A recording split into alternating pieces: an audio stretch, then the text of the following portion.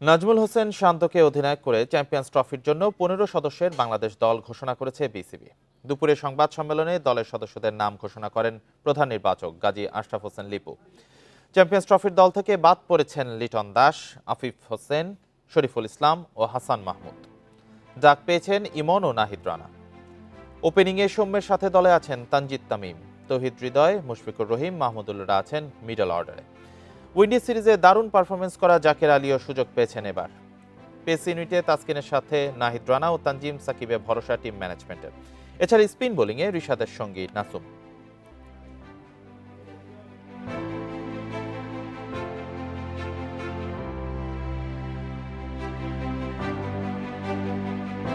আমাদের কাছে মনে হয়েছে যে লিটনের ক্লাস নিয়ে কোনো সন্দেহ নেই, তার মেধা নিয়ে কোনো সন্দেহ নেই।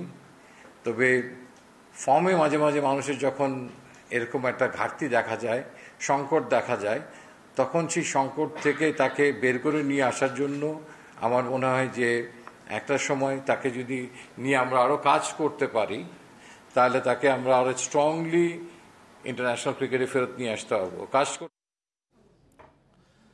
চ্যাম্পিয়ন্স ট্রফির দল নিয়ে কথা বলতে আমাদের সাথে যোগ দিচ্ছেন জাতীয় দলের সাবেক ক্রিকেটার নাজমুল হোসেন।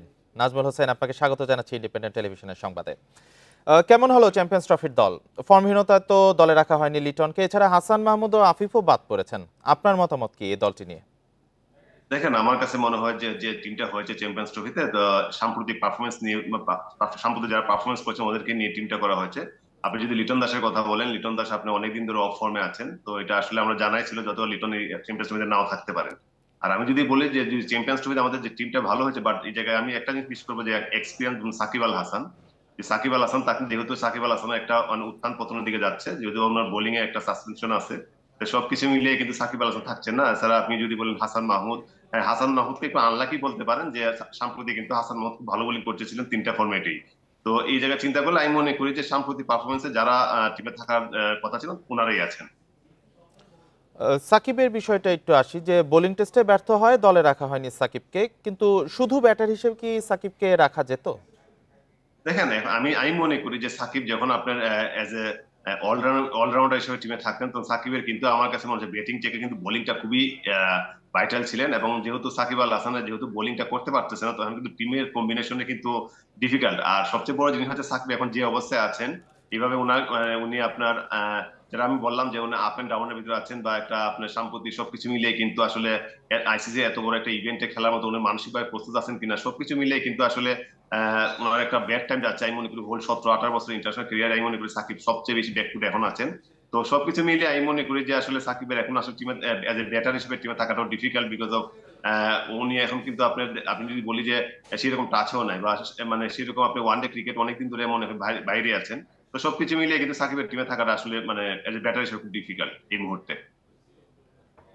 আচ্ছা, নতুনদের মধ্যে সুযোগ পেয়েছেন পারভেজ ইমন, নাহিদ রানা, আর আসলে তরুণদের কেমন সুযোগ দেখছেন এবার আপনি? দেখেন, আমি যদি বলি যে মাহমুদুল্লাহ বা মুশফিকুর রহিম, ওনারা মানে একটা এক্সপিরিয়েন্স প্লেয়ার টিমে আছেন, but at the same time কিন্তু আপনার তানজিদ তামিম তামিম এবং পারভেজ ইমন, ওদের জন্য কিন্তু একটা সুবর্ণ একটা সুযোগ যে এত বড় ইভেন্টে নিজেদের মেলে ধরার জন্য এবং টিমে স্টাবলিশ হওয়ার জন্য। তানজিদ তামিম অনেকদিন ধরে যদি বলেন 1.5-2 বছর ধরে ক্রিকেট খেলছেন, এখনো কিন্তু নিজেকে এজ এ ওপেনার হিসেবে স্টাবলিশ করতে পারেন নাই। বাট পারভেজ ইমন সাম্প্রতিক টি-20 ম্যাচ খেলছেন এবং ন্যাশনাল টিমের আশেপাশে আছেন, তো সবকিছু মিলিয়ে ওদের জন্য একটা বিশাল একটা সুযোগ। যদি ওনার সুযোগটা কাজে লাগাতে পারেন, আমি মনে করি যে বাংলাদেশের জন্য ভালো হবে, ওনাদের জন্য ভালো হবে। নাজমুল হোসেন, চ্যাম্পিয়ন্স ট্রফির এই দলটি নিয়ে, বাংলাদেশের এই দলটি নিয়ে আপনার আশাবাদ কিরকম? এটি টুর্নামেন্টে কেমন খেলতে পারে? দেখেন, আমি যদি বলি যেহেতু চ্যাম্পিয়ন্স ট্রফির মতো একটা বড় একটা আসর সাম্প্রতিক কিন্তু আমরা, আপনি যদি বলেন দুইটা আফগানিস্তানের সাথে কিন্তু আমরা ওয়ানডেটা খুব একটা ভালো খেলি নেই, বাট ওয়েস্ট ইন্ডিজের সাথেও কিন্তু আমরা ওয়ানডে সিরিজটা ভালো খেলি নেই। বাট এটা একটা চ্যালেঞ্জিং হবে, বিকজ অফ যদি আমরা এই জায়গা থেকে আমরা নিজেদের আমি যদি বলি যে আপনার এই জায়গা থেকে আমরা যদি বের হয়ে আসতে পারি, তাহলে চ্যাম্পিয়ন্স ট্রফিতে ভালো করার একটা পসিবিলিটি আছে। বাট এই জায়গায় কিন্তু আপনার যে যার পার্ট, যেটা যেমন বোলিং ওয়াইজ আমি মনে করি বাংলাদেশ সাম্প্রতিককালীন পেস ইউনিটটা যদি ইমপ্রুভের কোনো জায়গা থাকে, তো পেস ইউনিটি ইমপ্রুভের একটা জায়গা। বাট আমাদের ব্যাটসম্যানদের জন্য একটু চ্যালেঞ্জ হবে, ব্যাটসম্যান যদি চ্যালেঞ্জটা নিতে পারে, তো আমি আশা করি হয়তো চ্যাম্পিয়ন্স ট্রফিতে বাংলাদেশ ভালো কিছু করবে। জি, বাংলাদেশ ক্রিকেট দলের জন্য শুভকামনা রইল। নাজমুল হোসেন, আমাদের সাথে যুক্ত হওয়ার জন্য আপনাকে অসংখ্য ধন্যবাদ।